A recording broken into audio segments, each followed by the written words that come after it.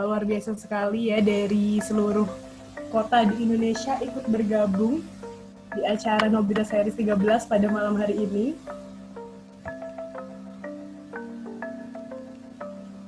Wah, ada yang dari Tulung Agung. Halo Tulung Agung. Ada yang dari Lombok. Halo Ismani. Bahkan ada juga yang dari Sulawesi Barat nih. Wah, luar biasa sekali ya. Pesertanya dari berbagai kota di Indonesia. Ngomong-ngomong nih, kalian ada yang pernah ikut pelatihan public speaking belum sih sebelumnya nih? Atau pas pandemi COVID-19 ini ada nggak yang pernah ikut pelatihan public speaking atau komunikasi online nih? Oh, Nada nih baru pertama kali. Wah, belum pernah. Belum Kak, belum. Waduh, first time. Wah, cocok banget nih pastinya pada malam hari ini kita akan bahas tema yang luar biasa sekali, yaitu public speaking nih.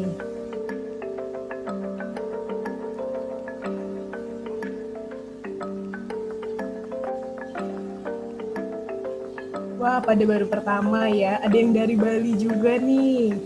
Wah, luar biasa ya. Seneng banget bisa ikut belajar bareng nih. Mungkin kalau ada yang mau nyalain nih mikrofonnya, Putri boleh nih. Senengnya gimana nih? Mungkin ada apa kesan-pesannya nih. Kenapa mau ikut Nobita Series 13 kali ini nih?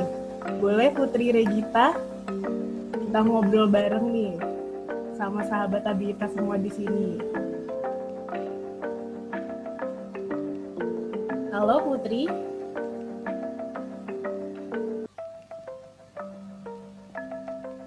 Oke. By the way, suaraku udah kedengaran jelas belum nih, sahabat Tabita di sini?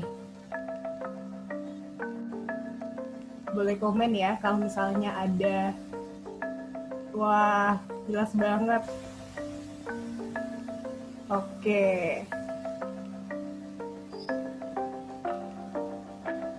Sebentar lagi kita mulai ya, 2 menit lagi. Wah, ada yang dari Flores juga nih. Luar biasa nih. Kalau aku sendiri, aku dari Bekasi juga nih. Boleh ya kapan-kapan kita kumpul-kumpul bareng dari para generasi muda di sini dari berbagai daerah nih.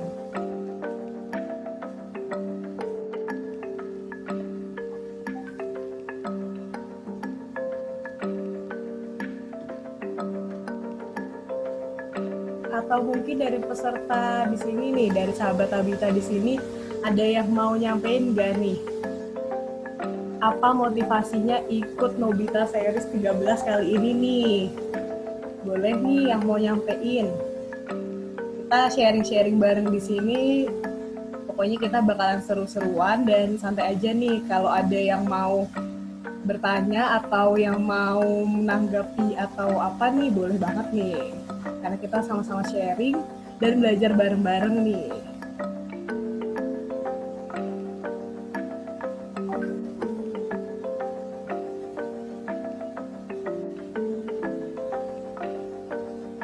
Wah, Dani Berlan pengen menambah wawasan terkait public speaking, Kak. Wah, keren banget nih. Bener banget nih, sahabat Tabita di sini. Public speaking itu gak cuma berguna buat kehidupan sehari-hari aja nih, tapi juga berguna bagi karir di masa depan dan untuk segala profesi tentunya. Ada yang pengen ngilangin grogi nih. Wah, pas banget nih. Materi kita pada malam hari ini sangat luar biasa sekali. Pastinya bikin kita semua bisa tahu banyak tips-tips dari mulai hilangin grogi sampai gimana caranya nih berkomunikasi sama orang lain secara lancar pastinya.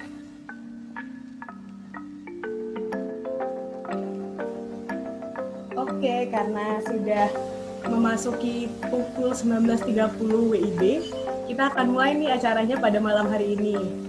Halo sahabat Tabita semua di sini. Apa kabar semuanya? Semoga semuanya selalu sehat dan dalam lindungan Tuhan ya pastinya. Nah, Nobita series 13 kali ini tentunya mengangkat tema yang tidak kalah seru nih dari sebelum-sebelumnya. Udah ada yang tahu belum nih apa temanya pada malam hari ini? Oke, bener banget nih. Temanya adalah tips and trick public speaking for youth generation nih. Cocok banget karena aku lihat di sini semua pesertanya adalah generasi-generasi muda dan mungkin masih sekitar menjadi kaum milenials ya. Oke, buat yang mau bertanya nih nanti kita juga ada sesi Q&A atau sesi tanya jawab setelah pemaparan materi nih. Oke nih. Dan tadi kita udah kasih tahu nih, temanya sangat luar biasa sekali. Tentunya kita juga mengundang pembicara yang tidak kalah hebatnya nih. Oke, ada yang udah tahu nih siapa kira-kira pembicara kita malam hari ini? Boleh di komen nih.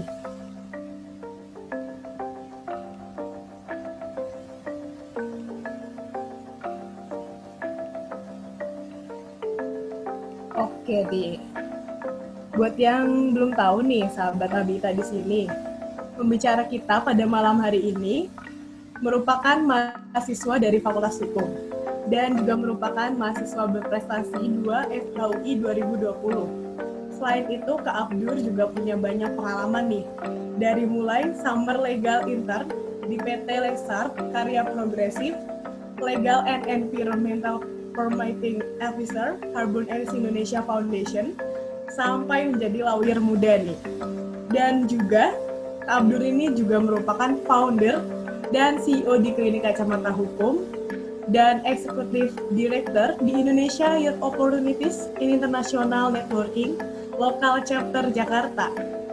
Selain itu juga Kak Abdur ini berhasil meraih banyak penghargaan loh, sahabat Habita di sini. Dari mulai Best Delegate and Best Speaker in ILO of ASEAN Youth General Forum, Best Participant National Law Debate Competition, LDHK Universitas Hasanuddin, sampai sebagai Official Representative of the Republic of Indonesia di bulan Agustus tahun 2020 ini nih. Wah, luar biasa sekali ya. Sahabat Habita di sini pastinya kemampuan public speaking dari pemateri kita pada malam hari ini sudah tidak diragukan lagi dong ya. Oh iya, supaya lebih semangat nih, aku punya pantun nih. Karena kita lagi malam minggu nih, aku akan kasih sedikit pemanis. Pantun pemanis buat sahabat Habita di sini. Hujan gerimis di malam minggu membuat hati menjadi rindu. Nonton Nobita series memang seru bersama Kak Abdur yang ditunggu-tunggu. Oke, langsung saja nih kita sambut materi kita pada malam hari ini. Kita sapa dulu ya. Halo Kak Abdur. Iya, halo. Kedengeran ya? Iya, kedengeran Kak Abdur. Halo Kak Abdur. Oke. Ya, halo semuanya. Apa kabar? Baik Kak. Wah, Kak Abdur nih aku lihat nih sangat aktif sekali loh. Punya banyak kegiatan. Aku boleh tahu nggak nih Kak sedikit tips-tips cara memanajemen waktu nih untuk menjalankan berbagai aktivitas di kehidupan sehari-harinya nih. Mungkin boleh berbagi tips buat para generasi muda dan sahabat Habita semua di sini nih. Oke, thank you Riani selaku moderator dan juga tim Habita ya selaku penyelenggara. Pertama, aku terima kasih banget sudah mengundang aku sebagai pembicara dan mungkin nanti kita sebelum lanjut materi aku coba jawab yang time management dulu ya. Kalau time management menurut aku sangat penting dan sangat bisa dilatih terlebih selama masa pandemi ya, dimana semua hal itu bisa berjalan berbarengan, tapi di saat yang sama semuanya bisa kalau baik manajemen waktu yang baik pula. Jadi kalau aku sendiri melihat tips manajemen waktu yang baik adalah di saat kita tahu prioritas kita apa saja dan tahu apa saja yang perlu didahulukan. Gitu sih sederhananya. Oke, wah keren banget nih tipsnya Kak. Oke, langsung saja nih, mungkin bisa langsung share materinya Kak. kepada kakak operator boleh dibantu untuk menjadikan co-host terlebih dahulu. Oh iya. Oke. Ini aku langsung share screen ya? Iya, silahkan Kak Abdur. Oke. Bentar ya. Ini udah muncul. Teman, ini untuk selama kurang lebih 20 menit, 30 menit. Kita coba kasih beberapa materi dulu. Dan nanti di tengah-tengah akan ada sesi kita training sederhana ya. Kita coba nanti moderator Yani coba dipilih beberapa peserta yang tertarik ataupun yang juga ingin untuk coba public speaking selama kurang lebih 1 menit. Jadi public speaking itu kita coba latih dalam waktu yang ringkas dalam 1 menit dengan topik yang sederhana. Jadi public speakingnya kita nggak cuma belajar teori aja, tapi juga belajar praktiknya. Nah ini belum aku mulai, ini kalau suara aku tiba-tiba hilang, itu di chat aja ya, di chat aja, atau kalau suaranya tiba-tiba kurang terdengar jelas, terus bisa dikasih tahu aja ya. Oke, ini tampilannya udah oke ya? Udah Kak. Oh iya nih, buat sahabat Abita di sini dimohon untuk tidak mencoret-coret layar ya, supaya kita bisa mendengarkan materi dengan baik nih tentunya. Oke, thank you Riani. Jadi aku langsung mulai aja teman-teman. Assalamualaikum warahmatullahi wabarakatuh. Selamat teman-teman semua. Terima kasih sudah makan waktunya di hari Sabtu ini yang aku sendiri paham banget ini waktunya istirahat, waktunya bercengkrama dengan keluarga, teman, atau mungkin beberapa kekasih yang sudah ada, tapi teman-teman di sini memilih untuk belajar bersama dan itu hal yang sangat aku apresiasi. Semoga ilmunya kita bisa bermanfaat bareng-bareng, kita bisa belajar banyak. Jadi tim Tabihita kontak aku dan minta untuk aku bawa presentasi tentang tips dan trik untuk public speaking anak muda. Nah, menurut aku ini menarik karena anak muda itu punya energi yang berbeda dengan kalangan masyarakat lainnya, di mana kita ini dianggap sebagai penopang masa depan bangsa, kita dianggap sebagai penerus masa depan bangsa. Jadi presentasi malam ini disesuaikan dengan kepentingan anak muda juga. Nah, tujuan dari materi kita di hari ini itu agar teman-teman paham teori dan juga praktik.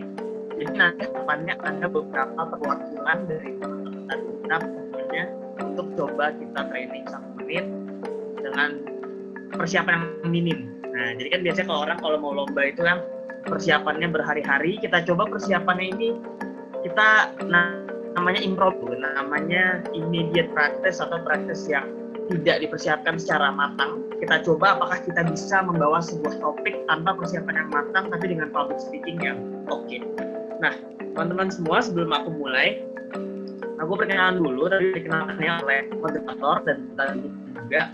Jadi aku ini simpelnya bisa dijelaskan 3 kalimat sih sebenarnya.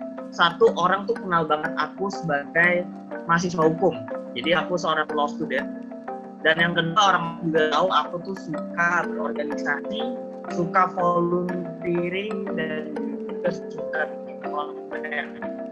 Nah, terutama di masa-masa pandemi ini ya, karena kita tidak bisa keluar, yang kita bisa lakukan adalah mengandalkan forum media secara daring. Dan membuat konten adalah salah satu hal yang sangat aku suka gitu. Terus yang terakhir, teman-teman aku, orang-orang di sekitar aku juga mengenal aku sebagai orang yang senang berbicara. Speaking is also my hobby. And the whole presentation tonight is going to be presented using English, tapi aku akan bawakan pakai bahasa Indonesia biar teman-teman ini juga paham juga ya. Karena menurut aku, baik bahasa Inggris maupun bahasa Indonesia, itu semakin di era sekarang ya, itu semakin banyak dipadukan. Mungkin kalau orang-orang di Jakarta kenal bahasa Jaksel, bahasa Jakarta Selatan. Nah, mungkin teman-teman dari luar agak kurang paham maksudnya apa. Maksudnya adalah kadang tuh orang suka memadukan bahasa Inggris di dalam speech yang mereka bahasa Indonesia. Sebenarnya sih aku melihatnya nggak ada problem, karena emang zaman sekarang juga padanan bahasa Indonesia itu banyak yang diserap dari bahasa Inggris, sehingga wajar kalau misalkan kita pakai dua-duanya secara simultaneously atau bersamaan. Nah teman-teman, ini mungkin bingung ya, kok di Tabihita ini tapi aku nampilin banyak banget logo gitu. Logo apa aja itu, lambang apa aja gitu. Jadi teman-teman, ini adalah beberapa tempat aku kontribusi, juga tempat belajar. Jadi aku sekarang mahasiswa semester 7, ya tua sekali mahasiswa yang secara fokus skripsi, teman-teman semoga sukses lancar. Ini beberapa tempat aku berkontribusi. Mungkin ada beberapa logo yang familiar, beberapa ada yang juga. Ini ada tempat misalkan di FHUI, aku sekarang kuliah di Fakultas UI. Terus untuk lomba, aku waktu di mahasiswa masih awal-awal muda itu senang ikut lomba itu media atau forum atau organisasi komunitas UKM yang aku aktif itu ada namanya UI Model United Nations Club dan juga International Law Mutual Society. Itu kompetisi peradilan semua, kalau yang IDN itu kompetisi kompetisi sidang PBB. Nah terus yang berikutnya ada Carbon Ethics yang juga merupakan tempat aku sekarang bekerja tapi juga bisa dibilang berkontribusi ya, karena kan ini wadahnya berbentuk yayasan tanpa dibayar, jadi aku juga kerja sejatinya di sini. Untuk beberapa organisasi yang mungkin teman-teman lebih kenal ada IOIN, Indonesia Youth Opportunities in International Networking, yang sekarang aku lagi aktif sebagai ketuanya. Terus berikutnya ada yang logo biru nih, yang daun warna biru, itu ada Klinik Kacamata Kampung yang aku lagi push dan gagal sekarang karena lagi ada beberapa proyek juga. Terus mungkin teman-teman ada yang pernah tahu Bali Democracy Forum, ini forum yang diadakan oleh Kementerian Luar Negeri untuk mahasiswa sedunia, 150 negara diundang, 150 pemuda diundang dari berbagai belahan dunia itu datang ke Bali Desember lalu, kita bercengkrama tentang demokrasi. Terus mungkin yang ada beberapa mungkin tahu tentang model ASEAN Meeting yang diselenggarakan oleh ASEAN Foundation, itu juga aku sekarang lagi prepare, minggu depan konferensi dimulai, mau doanya juga teman-teman semoga Indonesia bisa dibawa baik. Itu tempat aku berkontribusi. Dan mungkin teman-teman bingung kenapa aku nampilin ini semua. Sebenarnya bukan buat pamer, bukan buat apa ya, tapi buat nunjukin ke teman-teman bahwa public speaking itu proses yang diolah tidak hanya dalam sehari, tapi dalam bertahun-tahun. Aku public speaking itu mulai aku coba asah itu SMA sebenarnya. SMA itu aku mulai organisasi, mulai suka ngomong. Kalau SMP itu aku cuma 1, 2 ya. Sekolah, pulang, setiap hari selama 3 tahun. SMA aku coba berubah, coba untuk tidak mencoba hal itu dan coba untuk keluar dari zona nyaman. Ini beberapa tempat magang aku yang tadi juga Riani udah sebutkan ya. Beberapa kebanyakan sektornya sektor hukum, tapi aku juga pernah magang misalkan di PPI, Perhimpunan Pelajar Dunia, PPI Dunia, di bagian PPI Dunia sebagai seorang editor, dan juga mungkin teman-teman pernah tahu itu dia media, perusahaan media, aku sebagai legal internnya juga. Terus mungkin pernah dengar juga di Masyarakat Pemantau Peradilan FHUI, kita ini lembaga riset yang fokusnya itu untuk mengadvokasi isu hukum tepatnya di sektor peradilan atau di pengadilan. Nah itu sekilas tentang aku, dan sekarang kita masuk ke materi. Nah, why must you have public speaking skills? Kenapa sih kita wajib, harus? Mas itu di Indonesia ya teman-teman, artinya harus, dan dia diutamakan, harus punya. I must help my parents because my parents have helped me. Aku harus bantu orang tua aku karena orang tua aku udah bantu aku. I must help my friend because my friend is the closest person that I have ever met. Aku harus bantu teman aku karena dia itu orang dekat aku temui. Nah, penggunaan kata mas di sini aku taruh di pertanyaannya karena aku ingin menitik beratkan pentingnya public speaking. Jadi public speaking itu bukan soal memilih ya teman-teman, bukan soal kenapa sih kita harus public speaking, enggak sebenarnya, tapi kenapa kita harus. Karena pada di era sekarang teman-teman, public speaking itu skill yang teman-teman mau jurusannya apapun itu harus punya. Mau orang hukum ataupun bukan, harus bisa public speaking. Teman-teman jurusannya bukan tentang komunikasi, misalkan jurusan teman-teman ini jurusan komputer, itu juga harus punya public speaking. Atau teman-teman jurusannya misalkan tentang ilmu tanah, ilmu pertanian, itu juga wajib punya public speaking. Kenapa? Karena public speaking is used everywhere. Dia digunakan di banyak tempat, di semua tempat. Dan ada 3 hal kenapa public speaking itu sendiri digunakan oleh banyak hal. Pertama, teman-teman kalau misalkan bicara lainnya, lagi ngobrol, lagi nongkrong, itu public speaking. Teman-teman lagi memberikan presentasi di kelas, itu public speaking. Teman-teman sedang berkomunikasi dengan teman lainnya, itu public speaking. Jadi selain public speaking itu digunakan di mana saja, public speaking itu pada dasarnya memang ada di mana-mana. Public speaking is everywhere. Dan itu harus kita ketahui sedari awal sehingga kita paham dan juga sadar kenapa public speaking itu memang penting. Oke, kita lanjut. Nah, public speaking yang tadi aku sudah awali pembahasannya di awal, itu merupakan sebuah kompetensi yang harus diasah secara berkelanjutan, secara berangsur-angsur. Public speaking is a continuous skill to hone. Hone itu diasah. Jadi public speaking, karena skillnya ini merupakan skill yang diasah setiap harinya, emang normal untuk orang tidak bisa menguasai public speaking hanya dalam satu hari aja, atau dalam satu malam saja, atau bahkan satu bulan saja, bahkan sebenarnya tidak cukup. Kenapa seperti itu? Karena yang tadi aku udah bilang, semua orang itu berasal dengan situasi yang berbeda-beda. Ada orang yang dari kecil itu memang dibesarkan di lingkungan yang tidak mengharuskan mereka ngobrol banyak sama orang. Ada juga orang yang dibesarkan itu tidak seperti di lingkungan sekolah lainnya, misalkan dia homeschooling. Ada juga bahkan teman-teman kita yang mungkin tidak seberuntung kita, yang tidak memiliki akses ke sekolah, dia sehingga mengandalkan apa yang nggak ada di sekolah, sehingga akses public speaking-nya pun berbeda. Nah, karena situasi yang berbeda ini, kita harus paham teman-teman, pendekatannya pun juga berbeda. Mungkin ada orang yang 2 hari udah langsung jago, ada orang yang 5 hari udah jago, tapi ada juga orang yang udah belajar bertahun-tahun masih aja nggak jago-jago. Nah, ini hal yang biasa sebenarnya.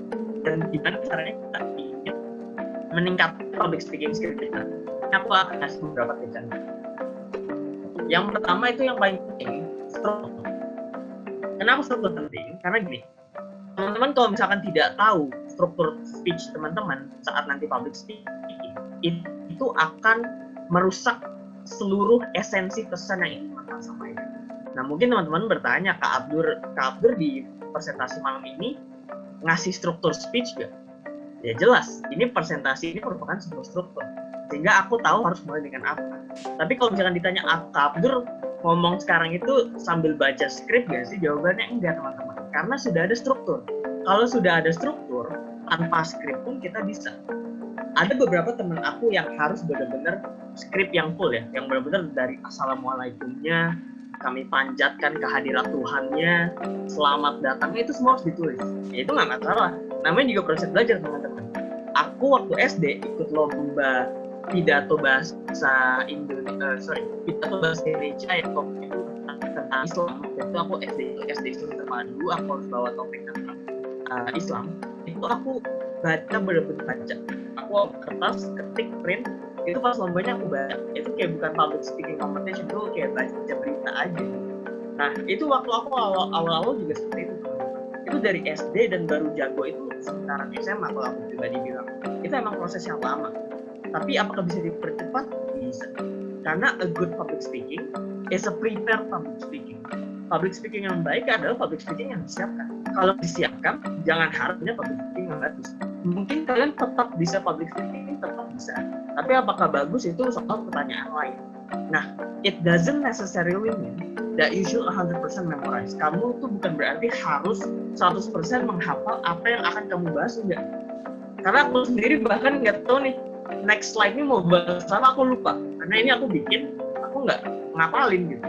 Tapi aku tahu pas nanti udah next slide, aku bisa ngomong apa itu aku tahu. Karena yang paling penting adalah structure your speech. Yang harus kalian lakukan, what you should do, is to structure the main. Struktur itu maksudnya bukan aku ngasih tahu kalian untuk mensuruh benar-benar A, B, C, D, E, F, G, Z tentang speaking kalian enggak. Tapi yang main point-nya aja. Main point-nya itu adalah yang penting-pentingnya aja. Contoh malam ini yang menurut aku penting adalah heading-nya. Yang paling penting adalah aku tahu mau ngasih pesan apa ke kalian nih, yang jumlahnya ada berapa nih? 217 orang. Aku harus tahu, aku harus ngomong apa. Itu yang paling penting, struktur. Nah, ini contoh struktur. Struktur itu sebenarnya secara fundamental itu ada 3. Background atau introduction atau awalan, terus isi, content, main point-nya.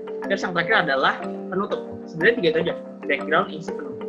Tapi itu bisa dicabang-cabangin lagi. Itu bisa dikasih cabang. Contoh misalkan aku bahas tentang perubahan iklim. Nah, perubahan iklimnya ini adalah tentang apa sih yang anak muda bisa lakukan untuk membantu merakit perubahan iklim, atau mitigasi tentang perubahan iklim. Nah ya udah, aku berarti pertama bahas tentang perubahan iklim itu sendiri apa sih, apanya, bagaimananya, kapannya, 5W1H-nya kalian masukin semua. Terus baru masuk ke opening. Openingnya baru sebagai anak muda, tindakan kita ini apa untuk melawan atau memerangi perubahan iklim ini, menguranginya gimana caranya. Baru masuk ke isinya, methods for youth to take part. Apa aja sih yang harus anak muda lakukan untuk berkontribusi. Nah, terus yang berikutnya ada cerita, stories from success stories. Nah, ini mungkin yang teman-teman sekarang lagi sadar, boleh di underline nih story. Nah, story ini sebenarnya penting teman-teman. Kenapa? Karena story ini adalah hal yang orang akan mudah ingat. Kalau orang nggak ngasih cerita, orang tuh nggak bakal mudah ingat. Contoh, aku di awal tadi ngasih cerita aku sampai ke tahap aku yang sekarang ini 2020 Agustus tanggal 29. Itu aku ngasih cerita bahwa ini loh yang harus aku lalui sampai aku ke tahap yang sekarang. Karena orang udah nangkep itu di awal, orang tuh jadi inget, oh si Abdur ini tuh gini loh perjalanannya, tips-tipsnya tuh seperti ini loh gitu. Terus berikutnya kita baru masuk ke closing. Closingnya juga harus ditutup dengan key essential messages. Apa saja yang menjadi kunci-kunci utama yang ingin kita bawakan ke teman-teman audiens kita, karena itu akan mempengaruhi persepsi mereka terhadap public speaking yang kita bawakan gitu. Yang berikutnya adalah melakukan riset terhadap semua informasi yang dibutuhkan oleh konten public speaking kalian. Contoh, aku public speaking tentang public speaking, maka yang aku butuhkan adalah pertama, public speaking itu apa, tips-tipsnya apa, terus apa aja yang harus aku bawa ke kalian semua biar yang dengerin ini paham. Yang pertama kita lakukan adalah prepare all the necessary. Maksudnya ada kata necessary di situ. Jadi bukan berarti kita nyiapin buku, misalkan nih buku kita baca, kita bahas tentang apa misalkan, itu enggak. Tapi kita yang necessary aja. Kenapa? Karena ini presentasi teman-teman. Ini bukan kuliah. Kalau kuliah oke. Kalau presentasi yang sederhana, itu orang attention span atau waktu mereka bisa ngasih perhatian secara mendetail itu gak selama kalau misalnya dengerin kuliah yang emang dirancang untuk 2 jam 3 jam. Tapi kalau presentasi yang 10 menit 15 menit, kita cuma bisa ngasih apa-apa saja yang penting gitu. Yang berikutnya adalah imagine all possible questions. Kita harus mengimajinasi, kita bisa mengawang kira-kira apa saja pertanyaan-pertanyaan yang mungkin ditanyakan. Ini bukan berarti kalau misalkan ada Q&A di akhir sesi nggak bisa aja kan kita presentasi nggak ada Q&A-nya. Ini maksudnya adalah kalau misalkan kita di posisi audiens, kira-kira apa sih yang ingin kita tanyakan dan ingin kita jawab. Nah itu harus ada di public speaking kalian. Gak boleh nggak ada, harus ada. Kenapa? Karena kalau misalkan yang ada cuma yang biasa-biasa aja, maka presentasi kalian itu nggak bisa ada bedanya gitu. Nah terus buat yang ketiga adalah find the research priority. Ini hampir sama yang necessary, tapi bedanya adalah cari prioritasnya. Why should anyone hear you speak on this topic? Kenapa orang tuh harus denger kalian? Itu sebenarnya inti public speaking gitu. Kenapa gua harus duduk di sini dengerin lu dulu?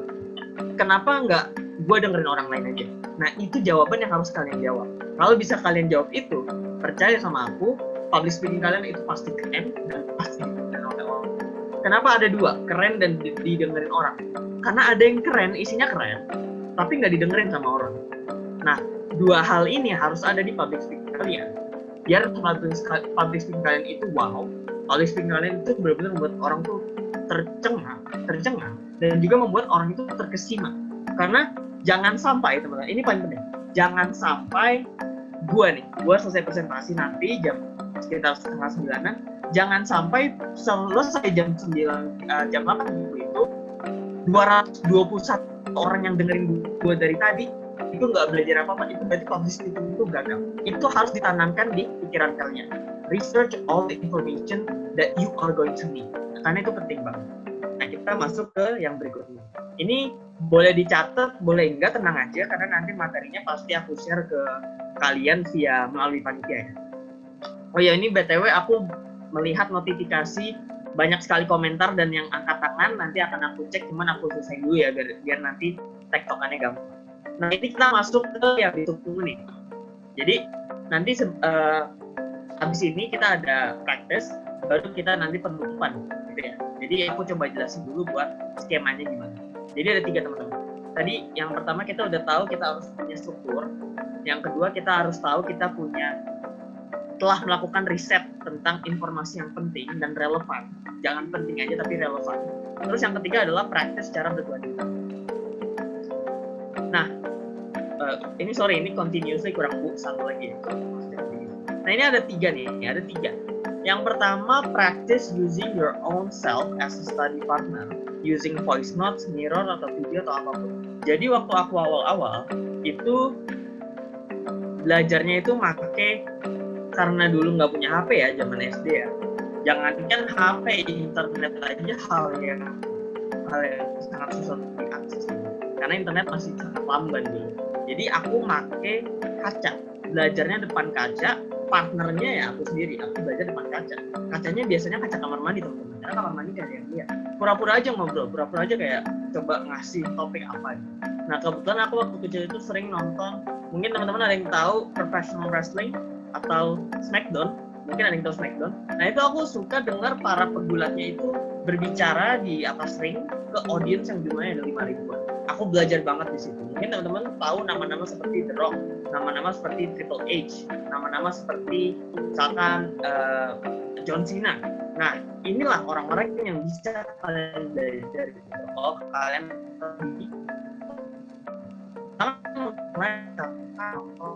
kalian suka nonton YouTube. Nah itu para konten kreator di YouTube itu juga diasah teman-teman public speakingnya sehingga teman-teman nonton dan subscribe orang-orang tersebut. Karena kalau public speakingnya nggak menarik, jangankan subscribe, mungkin klik videonya aja kita nggak mau, ya nggak? Nah itulah kenapa kita harus practice using your own self as a study partner. Yang berikutnya adalah ask for feedback. Kita harus tanyakan feedback. Feedback itu apa? Feedback itu masukan, komentar dari orang lain. Kita jangan jadi orang yang beban. Kita jangan jadi orang yang mau menerima kritik. Karena kalau kita udah seperti itu teman-teman, itu bahaya untuk perkembangan teman-teman sendiri. Orang yang ingin berkembang, itu orang yang siap buat dikasih komentar, siap dihujat, siap dikasih kritik, siap dijelek-jelekin. Itu hal yang biasa teman-teman. Karena teman-teman emang sudah sangat normal orang kalau melihat nggak ada yang sesuai nih sama ekspektasi, dia tuh pasti langsung gue nggak suka, gue maunya gini gitu. Itu normal. Jadi kita jangan bawa perasaan, kita jangan sedih, jangan sakit hati, karena itu hal yang biasa. Nah, tapi bukan berarti juga kita menerima mentah, jangan kalau itu mendikte kalian itu juga jangan. Karena kalian punya keunikan, kalian istimewa, karena kalian ada di ini karena kalian itu istimewa. Karena kalian istimewa, bawakanlah keistimewaan itu di dalam public speaking kalian. Kalau gue dengerin apa kata orang, gue nggak bakal ngobrol di sini, karena nggak ada yang tahu gue nih. Kalau gue jadi diri gue sendiri, maka gue bisa bawa diri gue sendiri, diri aku sendiri, itu ke hadapan teman-teman. Nah inilah yang akan jadi personal branding public speaking teman-teman. Teman-teman itu tipe yang kalau lagi speaking itu semangat gak sih? Tipe yang kalau speaking itu ya tenang, tone-nya tenang tapi menarik. Atau teman-teman orang yang humoris, atau orang yang pendiam tapi dia bisa ngasih celotehan-celotehan yang lucu gitu di tengah-tengah. Nah carilah keistimewaan kalian karena itu kunci public speaking. Mau public speaking buat melawak, buat tugas presentasi di kuliah, atau buat lomba, itu semua tuh ada demand-nya masing-masing. Kalau di lomba kita harus ekspektasi juri. Kita ingin bawa nongkrong di depan teman-teman, pengen jadi orang yang humoris, maka kita harus pastikan jokes-nya lucu. Atau kalau misalkan buat kepentingan kuliah, pastikan dosennya ngerti kita bawa apa. Kita nggak mungkin personal branding kita di teman A seperti ini, di dosen kita samain, ngomongnya sama kayak teman, itu salah teman-teman. Public speaking itu personal brandingnya tetap ada, tapi disesuaikan sama situasi. Nah, ini yang harus kalian bisa bawakan. Ngomong santai bisa, serius bisa, nggak terlalu serius juga bisa, pokoknya sesuaikan dengan kondisi, tapi tetap punya apa yang menjadi keistimewaan kalian. Itu nomor 2. Nomor 3, exercise, latihan in front of real people. Kalau nomor 1, nomor 2 itu baru training atau pelatihan yang buat kita doang. Kalau nomor 3 itu baru di depan orang. Ini baru benar-benar yang real, bukan latihan tapi benar-benar di depan orang kita ngobrol. kita dapat experience first hand, langsung dari real people. Ask your parents atau teman kalian juga boleh untuk mengevaluasi kalian. Nah, mungkin ada yang nanya, Kak Abdur, bedanya nomor 2, nomor 3, nomor 2 kan feedback, nomor 3 evaluasi, bedanya apa? Kalau nomor 2, itu kita tahap dimana kita nerima, pokoknya terima 2 aja. Orang ngomong apa, terima 2 aja. Oke, dia A, dia B, iya. Oke, terima, paham. Nomor 3, kita minta dievaluasi, kita minta dikritik dari apa yang udah kita tunjukkan. Kalau nomor 2, kita belum ngapa-ngapain. Ask feedback-nya dulu. Bang, enaknya gimana sih? Bu, Mbak, atau bro, sis, enaknya gimana ya kalau gue mau bawa ini? Itu nomor 2. Nomor 3, kita exercise, kita terima evaluasi. Nah, kalau 3-tiganya ini udah ada, itu semoga teman-teman dipastikan itu sudah sangat tahap yang sudah sangat siap untuk ditempa, siap dibentuk untuk jadi public speaker yang baik. Nah, itu soal 3 tips dengan anak-anaknya, dengan cabangnya. 3 tips ya. Pertama tadi itu, nah ini gue lupa deh. Pertama itu structure your speech. Kedua itu baru yang kita research. Terus yang ketiga baru practice continuous. Nah, ini baru let's do a 1 minute speech. Jadi mungkin moderator bisa prepare, ada 3 ya. Opening, ini tentang public speaking aja. Kenapa sih public speaking? Anggaplah kalian udah public speaker yang jago banget. Anggap aja, nggak apa-apa, nggak masalah. Openingnya kenapa itu penting? Isinya, tipsnya apa aja sih? Kan tadi udah tahu tuh tipsnya apa aja. Terus yang ketiga, kenapa orang-orang harus mulai public speaking?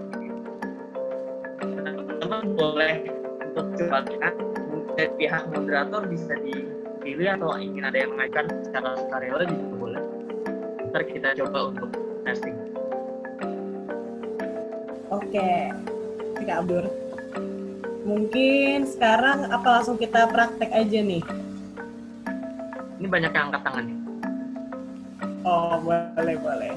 Aku udah siapin, Kak. Jadi aku udah siapin satu gambar gitu, dan nanti ada kayak suatu kasus atau permasalahan gitu. Mungkin bisa dibikin latihannya tuh kayak ada opening dari misalnya kayak pura-pura membawakan suatu acara gitu, di mana ada openingnya, lalu juga ada isinya, lalu juga ada closingnya nih, Kak. Gimana? Boleh. Boleh ya? Oke.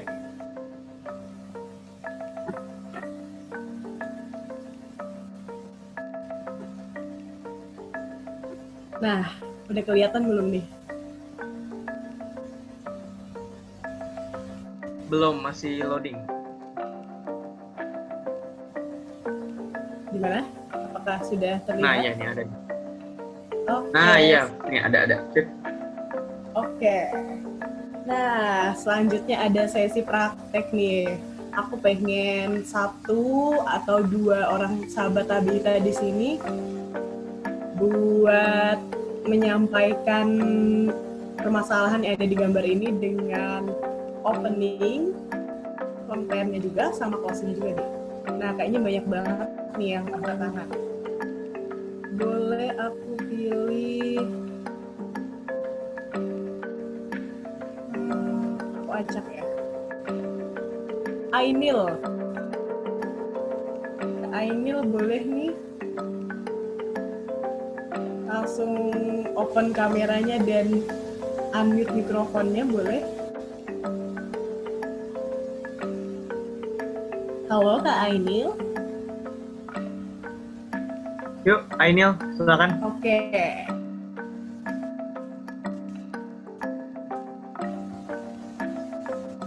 Atau Kak Dita Hasna nih, boleh nih coba di sini.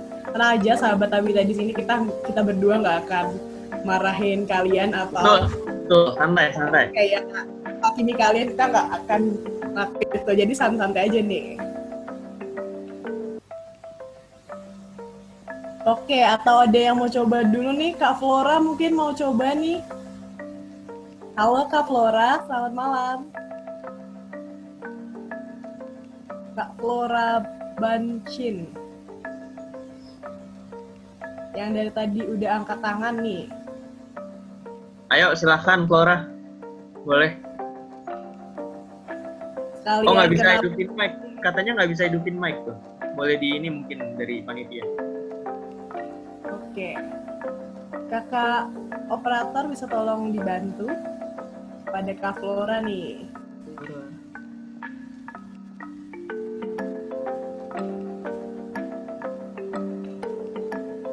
Selamat malam. Oke, sip. Selamat malam, Kak Flora. Sebelumnya sore Kak nggak bisa hidupin kamera soalnya kamera depannya sedikit. Santai. Ada punya picture. Oke, Kak Flo nih. Oke. Jadi ini kan ceritanya aku praktis nih tentang public speaking gitu kan ya, tentang gambar yang ada di Ya, Iya, layar sebelah. benar. Sorry kalau nggak terlalu perfect gitu ya. nggak apa. Aku langsung aja nih mulai Kak. Boleh sekitar 2 sampai 3 menit Kak durasinya Ya, atau boleh, 2 menit. bebas. Lumayan lama juga ya. Di- 1 Disesuaikan menit aja. juga nggak Ya, apa-apa, pokoknya bebas. sebisanya.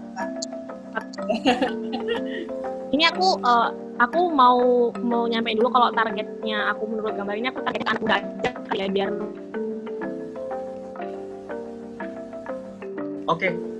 Dicoba dulu aja. Nanti kita cek. Oke.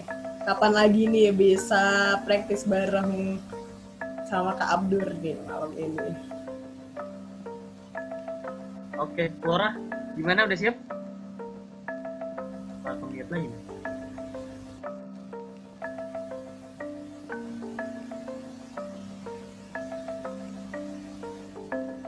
Halo Kak Flora.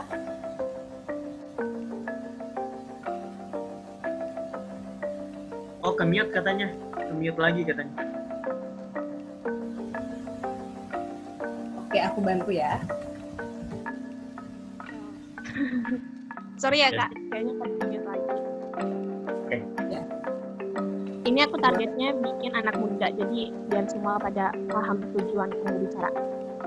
Boleh. Oke.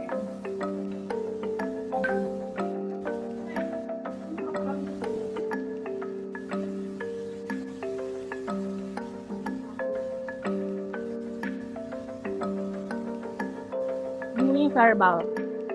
Seberapa jauh sih kita mengerti tentang kata arti bullying itu? Mungkin teman-teman di sini udah sering dengar ya kata bullying atau mungkin pernah menyaksikan bullying. Cuman, apakah kalian tahu arti sebenarnya dari kata bullying ini, apalagi bullying verbal? Kalian bisa lihat di gambar ini ada anak sekolah pakai seragam ya, kayak itu seorang anak perempuan yang benar-benar kayak dibullying, digambar dan lain sebagainya. Bahkan ada seorang gadis yang memfoto dia dengan keadaan yang kurang baik. Apakah bullying cuma sebatas itu? Apakah bullying cuma sebatas penyiksaan secara verbal? Tentunya enggak. Tapi di sesi kali ini kita bakal membahas tentang bullying verbal. Untuk lebih lanjutnya, mungkin teman-teman bisa cari tahu atau bisa lain kali bergabung dengan kita lagi untuk membahas tentang bullying. Di sini kita akan membahas tentang bullying verbal dilakukan oleh anak sekolah yang sering kita temui di sosmed-sosmed kita. Salah satunya bullying verbal yang paling sering kita temui adalah dengan kekerasan kayak laki-laki terhadap perempuan. Contohnya di salah satu sekolah yang pernah aku temui adalah laki-laki yang tidak mengindahkan ketika teman perempuannya memakai make up.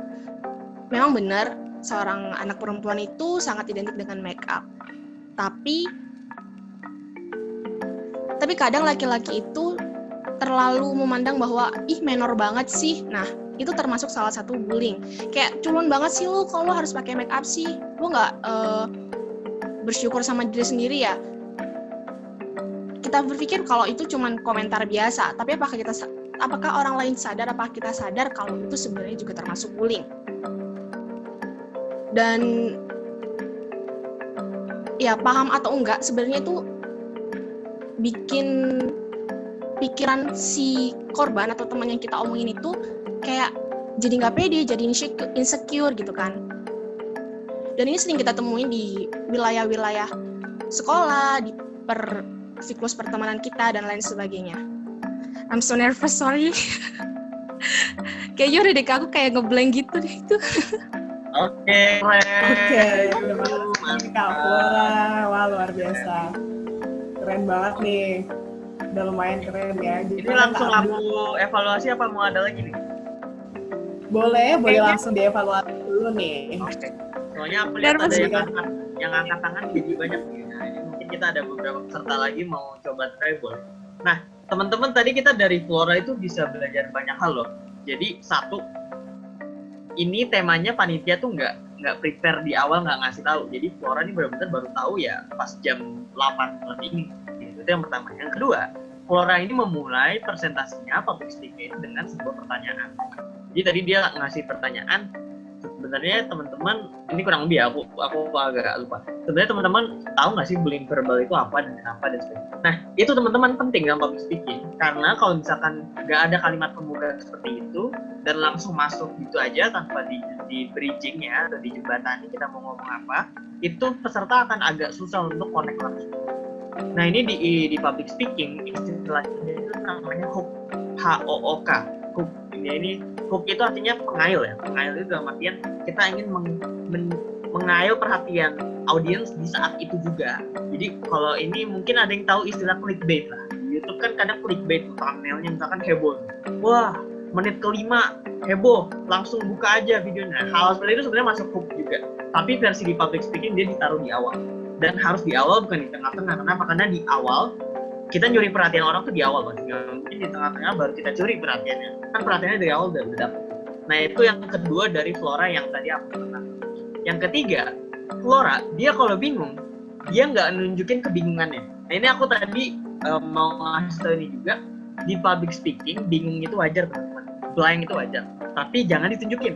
Kalau ditunjukin, itu baru nggak wajar. Maksudnya gini, Flora tadi sempat blank, tapi dia tarik napas sejenak, diem, baru dia lanjut setelah beberapa detik. Gitu. Kalau teman-teman perhatiin aku public speaking, itu sebenarnya kayak gitu juga. Aku nggak tahu mau ngomong apa setiap detik tahu. Tapi aku stop bentar, kesannya kayak mikir, tapi sebenarnya nggak terlihat mikir karena di public speaking jeda beberapa detik itu orang-orang tuh nggak bakal merasa atau ngeh banget. Kenapa? Karena mereka itu kan harus proses kalimat yang sebelumnya.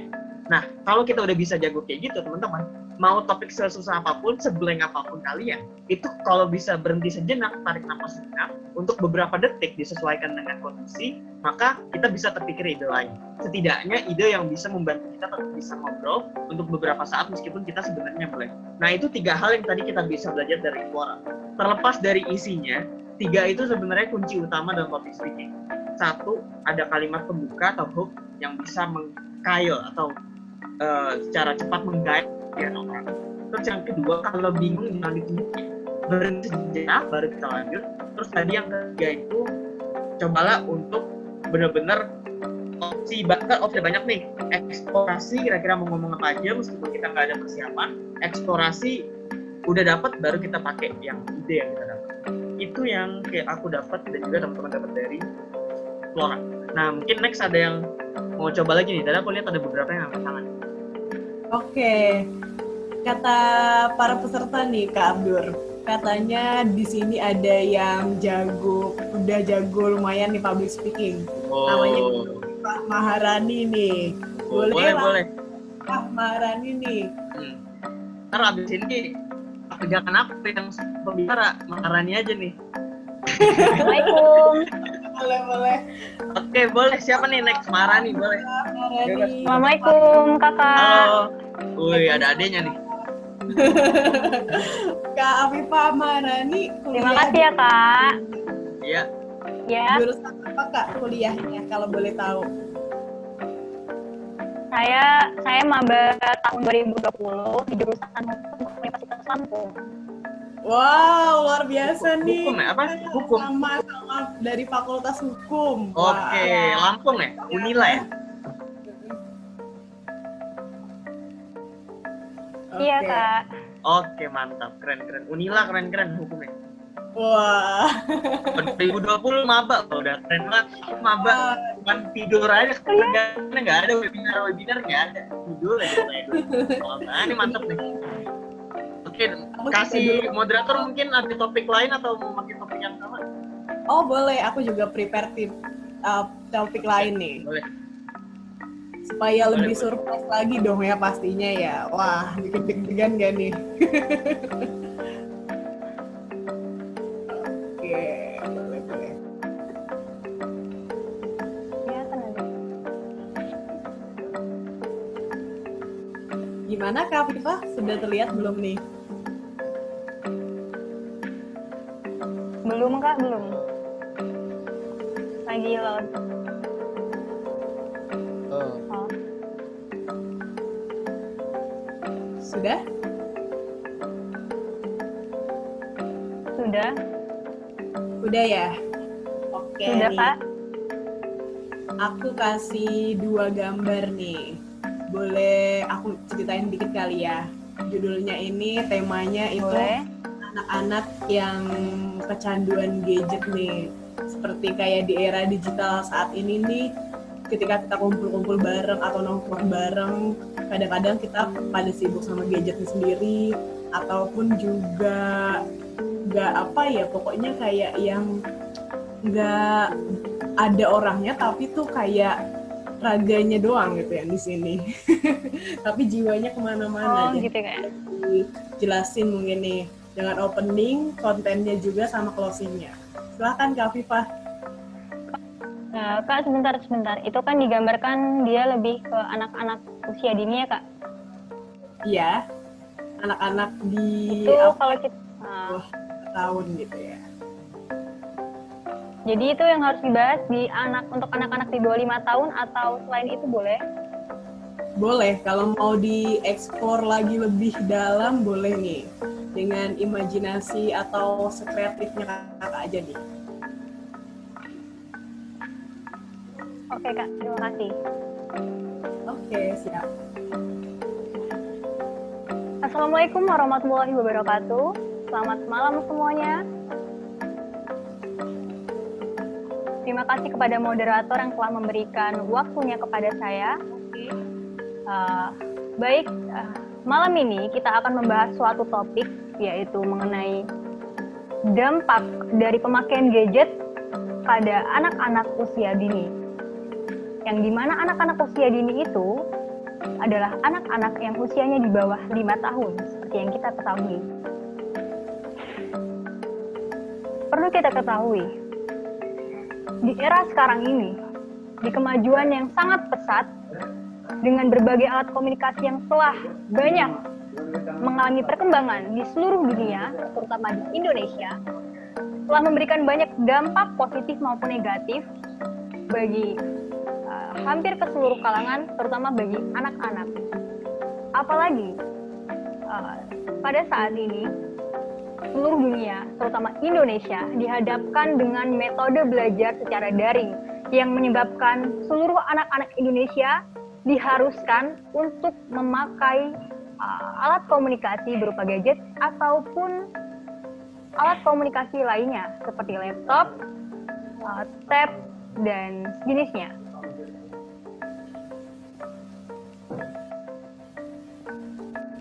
Dengan adanya perkembangan gadget yang semakin pesat tersebut, banyak sekali memberikan kita tantangan, terutama bagi anak-anak yang dimana yang kita ketahui bahwa anak-anak usia 5 tahun ke bawah itu adalah rentan umur yang dimana anak-anak tersebut harus lebih mengalami perkembangan yang lebih pesat, pertumbuhan yang lebih pesat kembali.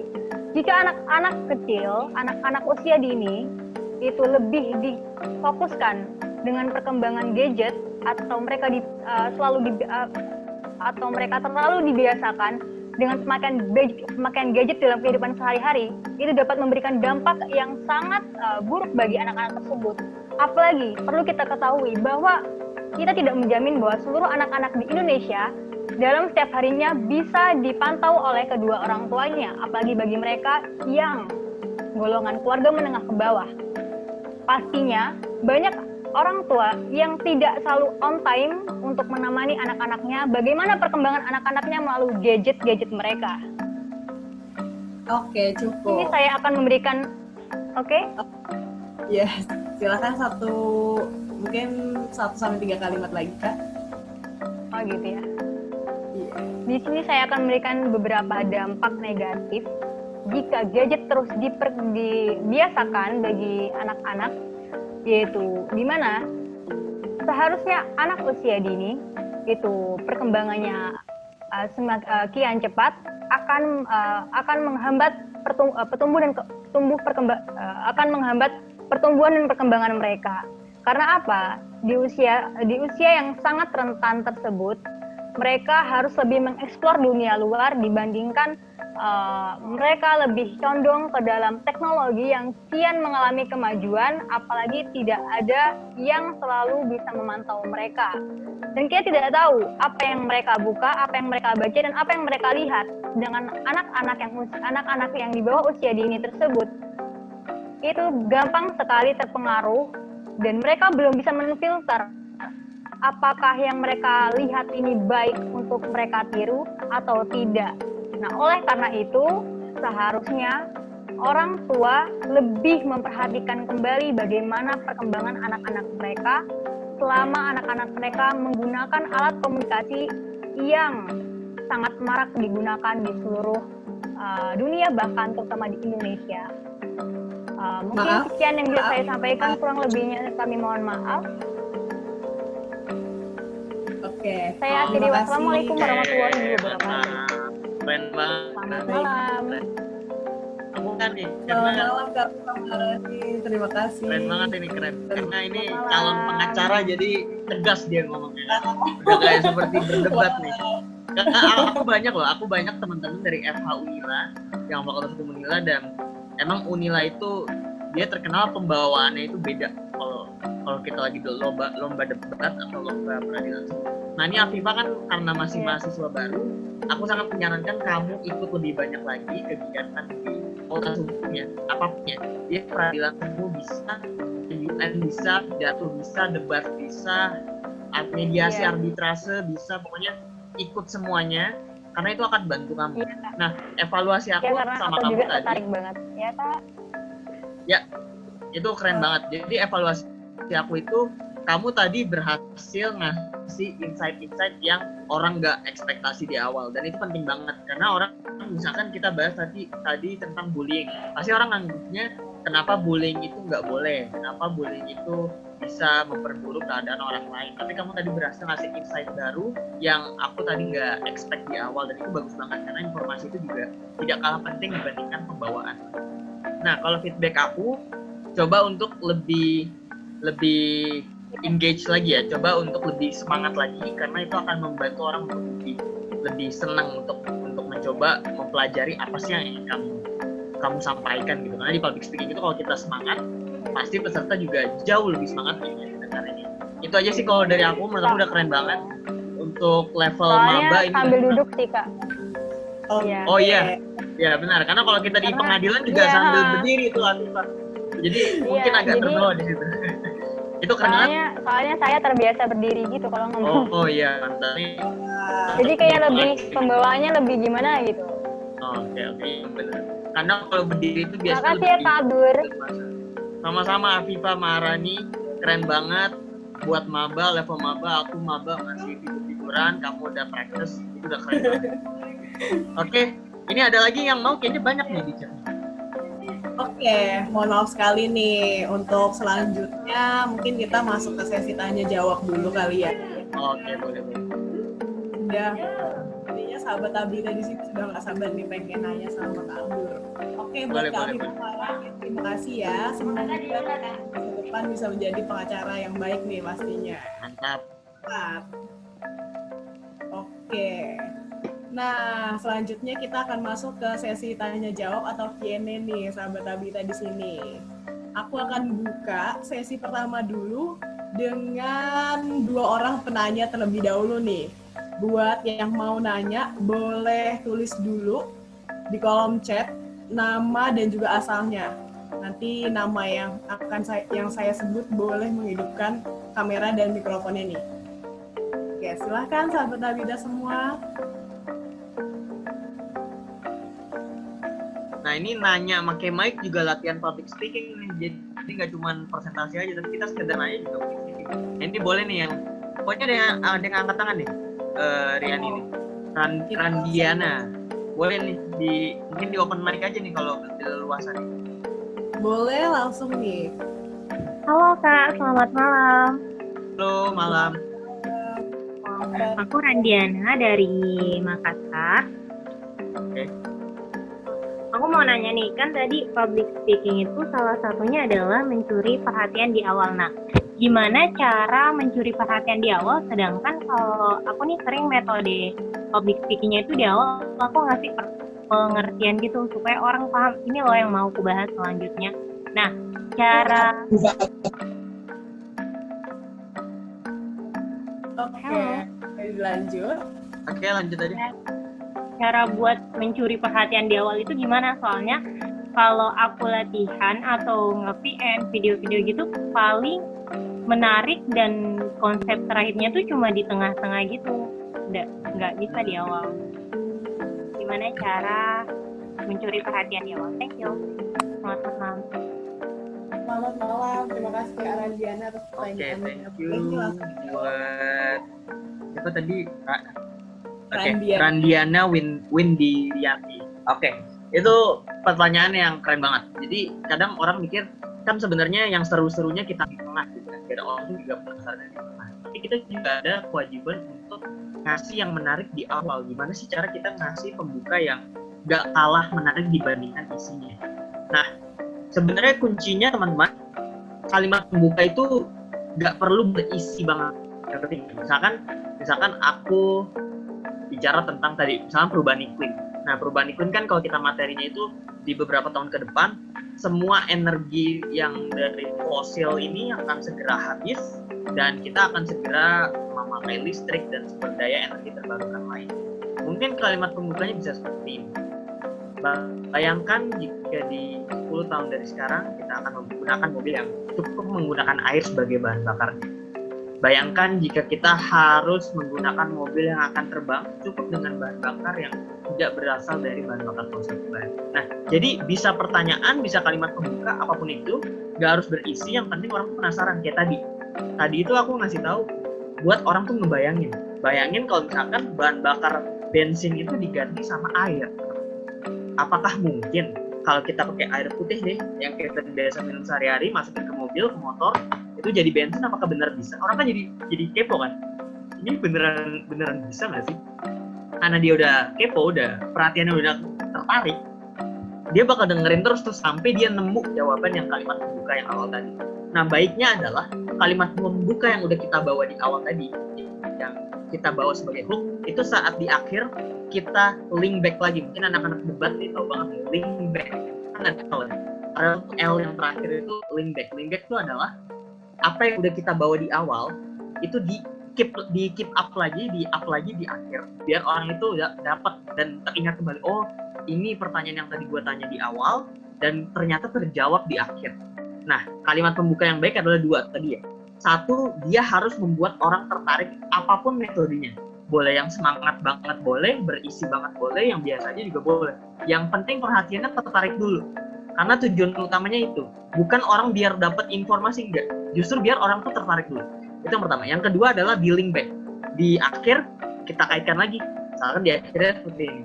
Baik, teman-teman, kita sudah belajar banyak tentang perubahan iklim. Maka untuk menjawab pertanyaan di awal, nah, seperti itu. Jadi dua hal itu di keep, insya Allah nanti kalian bisa ngasih kalimat pembuka yang oke dan juga bagus. Gitu, teman-teman. Oke, next pertanyaan, Riani boleh? Oke, boleh Kak Abdur. Next ya, aku akan pilih satu lagi nih. Kak Ismaini nih, mungkin mau bertanya langsung sama Kak Abdur di sini nih. Boleh langsung open kameranya sama mic-nya. Kan kita ubah aja sistemnya, kalau mau nanya harus open mic. Nah, biar dijawab karena kita lagi. Nah, kalau yang chat doang nggak dipilih, harus jawab mic langsung. Bener banget nih. Kita kali ini mengadakan sesi Q&A yang spesial nih. Oke. Mungkin aku pilih lagi kali ya. Kak Cici Kurnia Putri nih. Halo Kak Cici Kurnia Putri, selamat malam. Benar datang. Ternyata nggak senyaman ini. Oke, mungkin Oke, Kak siapa nih Prima jadinya? nih, Kak Prima Rinaldi, apakah mau bertanya nih? Oke, lanjut. Mungkin Ya, Kak. Oke, ada ya Kak Prima Nah, iya, Rinaldi. boleh tuh Prima. Ya. Assalamualaikum warahmatullahi wabarakatuh. Waalaikumsalam warahmatullahi wabarakatuh. Waalaikumsalam. Boleh tahu nih Kak Prima dari mana nih Kak asalnya? Saya dari Lampung, Kak. Maba Fakultas Hukum Unila. Wah, keren banget di sini ya. Semuanya Ah, ini fakultas. kayaknya pembohongan. Oke. Oke.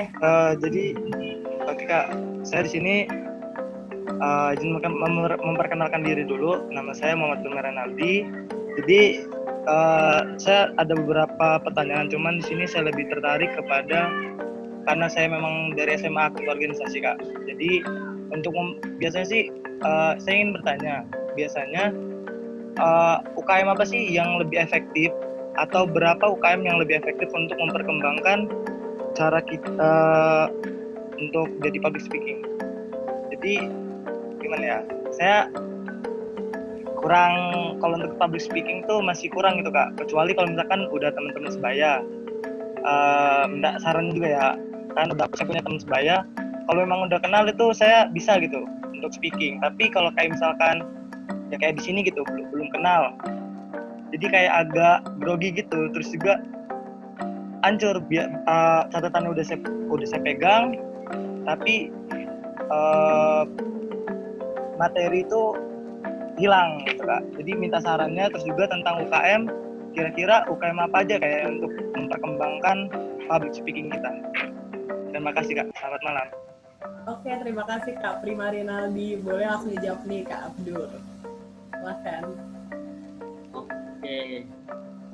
Oke, ini Prima, thank you udah nanya untuk open mic juga. Jadi kalau buat UKM, sebenarnya tadi sesuai dengan tema di awal ya, public speaking is dua ya. Public speaking is everywhere, dia di mana-mana. Dan yang kedua, public speaking is used everywhere, dia digunakan di mana-mana. Jadi UKM-nya apa, itu pasti ada public speaking. UKM-nya apapun, itu pasti ada public speaking. UKM nari, dia pasti ada rapat dong. Sebelum dia nari, tampil besok, rapat dulu. Nanti gerakan lu kayak begini ya, gerakan gue kayak begini ya. Nah, saat rapat itu public speaking hadir. UKM apa lagi nih yang kira-kira kesannya nggak ada public speaking, padahal sebenarnya ada. Sedangkan UKM tentang taekwondo. Taekwondo menendang, memukul, loncat, dan sebagainya. Tapi pas dia lihat, tiap nggak ada briefing dulu nih dari pelatih ke para peserta atau para muridnya, pasti ada. Jadi, kalau pertanyaan UKM apa, itu apa jadi? Tapi kalau yang mau real public speaking, maka carilah yang public speaking-nya lebih frequent di atas dibandingkan misalkan ini nggak harus ini ya, tapi misalkan UKM debat itu kan pasti ngomong. UKM berbicara bahasa Inggris misalkan UKM UN, atau UKM misalkan UKM peradilan semu kalau yang fakultas hukum, atau UKM tentang konsultan, itu kan banyak yang seperti itu. Cari-cari aja. Nah, terus pertanyaan berikutnya, baiknya berapa? Kalau gue tadi di UI itu gue cuman ikut 2, yang MUN sama yang ini ILEMS, Moot Court Society. Udah itu aja 2 itu. Tapi apakah cuman 2 itu aja ya? Enggak. Gue juga perluas opportunity yang bisa gue ambil. Jadi gue ikut konferensi iya, ikut seminar iya, lomba iya, ikut workshop training juga iya, bahkan gue ikut les kursus juga iya, yang di kampus biasanya juga ada, ikut program sama dosen juga iya, tulis buku sama dosen juga iya. Pokoknya opportunity itu jangan di limit. UKM-nya di limit nggak masalah, karena ini kan masalah schedule ya. Jangan kita ambil 10 UKM tapi kita nggak ke manage, malah ikutnya juga di doang, itu malah tidak baik. Yang baik adalah ambil angka yang kita mampu, mau 3, mau 5 silahkan. Tapi yang jangan dibatasi oleh angka adalah kemauan kita untuk berpartisipasi. Maka berpartisipasilah sebanyak mungkin itu baru kita bisa belajar public speaking. Gue ikut lumayan, tapi angkanya gue limit. Kalau kerja di sana gue A, B, C, D, E, atau opportunity gue buka cakrawalanya seluas mungkin agar juga kita dapat networking dan juga dapat pengalaman. Dua itu, networking, pengalaman itu yang penting. Gitu buat Prima, semoga menjawab ya. Oke, terima kasih Kak Abdur. Jawabannya keren banget nih. Buat Kak Prima, udah jelas belum nih Kak nih? Atau gimana nih? Ada yang ingin ditanyain lagi nggak? Jelas sih Kak, makasih Kak. Oke, sama-sama Kak Prima. Oh ya, Yuk. tadi udah ada 2 penanya nih. Mungkin selanjutnya kita mau 1 peserta lagi dari sahabat Tabita di sini buat latihan praktek langsung kayak tadi kali ya Kak. Oke, boleh. Oke. Mungkin dengan kasus yang bullying mungkin nih. Karena aku Oh lihat iya, nih oke. bullying lagi sering diperbincangkan nih. Aku mau minta mungkin Kak Sylvia nih. Sylvia, halo, selamat malam.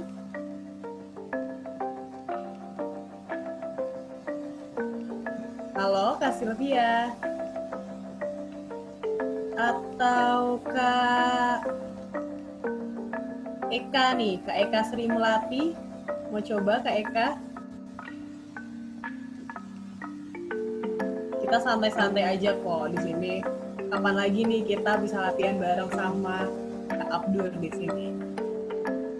Atau Kayaknya Kak ada Putri? beberapa yang angkat tangan nih, silakan nih seperti itu.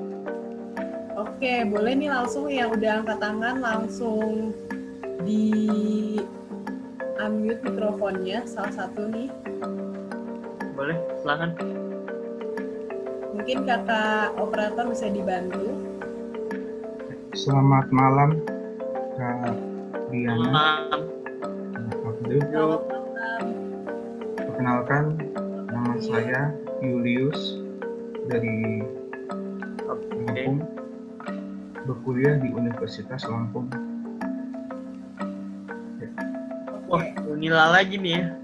Rombongan nih kayaknya. Wah, keren. Mantap nih emang. Ini paketan nih, mantap nih. Oke, silakan Julius. Jadi ini target saya audiennya khalayak umum Oke. semuanya gitu.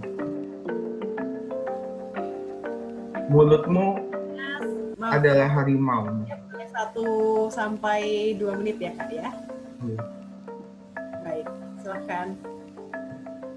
Mulutmu harimaumu. Itu sebuah pepatah yang tepat pada kesempatan kali ini, yang dimana kita membahas bullying verbal. Tindakan ini sering terjadi pada kita sehari-hari. Entah kita yang sedang sekolah, atau kita sedang bekerja, atau kita di dalam masyarakat. Entah kita sadar ataupun tidak, tindakan ini sering sekali kita lakukan. Mungkin maksud kita hanya ingin bercanda kepada seseorang tersebut. Coba kita bayangkan ada seorang gadis yang menangis oleh karena perkataan teman-temannya yang mengatakan dia aneh, bodoh, culun, dan jelek. Padahal hal itu tidaklah benar. Sebab di balik kekurangan punya kelebihan. Dan kita perlu sadari bahwa bullying verbal ini harus dihentikan. Bagaimana kita menghentikannya? Dengan mengubah pikiran kita, mindset kita, bahwa sebelum kita berucap, kita harus berpikirnya dengan matang-matang, dengan baik. Agar apa? Agar apa yang tersampaikan kepada seseorang tidak menyakitkan hatinya. Karena perkataan mudah terucap, namun hati yang terluka sulit terobati. Sekian dari saya. Oke, baik. Terima kasih Kak Julius. Wah, keren banget ini. Ini kayaknya dia udah persiapan nih, ini keren banget nih. Oke, Julius, aku coba langsung assess ya, evaluate. Jadi menurut aku sangat suka pembawaan yang sangat tenang. Bahkan aku nggak menemukan sama sekali tadi atau itu aku nggak nemu. Itu bagus. Itu kunci yang bagus yang tadi aku temu. Yang kedua, kamu tadi bridging-nya itu bagus. Bridging itu adalah antara topik yang sebelumnya dan berikutnya itu ada kalimat penghubung yang membuat semuanya itu sequence-nya itu smooth atau lancar gitu. Karena kadang orang itu kalau public speaking lagi ngomong apa, tiba-tiba next-nya tuh ngomongnya malah yang beda aja gitu. Sebenarnya nggak masalah selama kalimat penghubungnya itu nyambung gitu. Nah, kan kita ngomong tadi bullying, misalkan bullying di Indonesia, terus tiba-tiba ngomongin bullying di Amerika. Ya itu kan jauh gitu, cuman ada penghubungnya, misalkan itulah yang terjadi di Indonesia. Lalu bagaimana dengan Amerika? Nah itu kan bisa dihubungkan seperti itu. Dan Julius tadi berhasil untuk ngasih bridging kalimat penghubung yang sangat-sangat bagus di beberapa topik A, B, C, D, E, dan seterusnya yang sebenarnya berbeda tapi dibuat jadi satu. Itu yang kedua. Yang ketiga, menurut aku pembawaannya itu jangan grogi, itu yang paling penting. Dan tadi Julius menurut aku nggak grogi, meskipun tadi kamu bilang di chat sebenarnya grogi, tapi aku nggak ngelihat grogi. Nah tadi yang aku bilang ya, mau grogi, mau panik, mau nervous, mau takut, khawatir, itu nggak apa-apa. Bahkan mau panik banget, keringetan, apa semua nggak apa-apa. Yang nggak boleh adalah menunjukkan ke audiens kalau kita panik. Nah itu yang nggak boleh, karena audiens nggak mau dia capek-capek ngabisin waktunya berangkat dari rumah ke tempat public speaking kamu atau buka Zoom capek-capek, connect internet sebagainya, ngelihat kamu panik, ya ngapain? Pokoknya kita jangan buang-buang waktu audiens.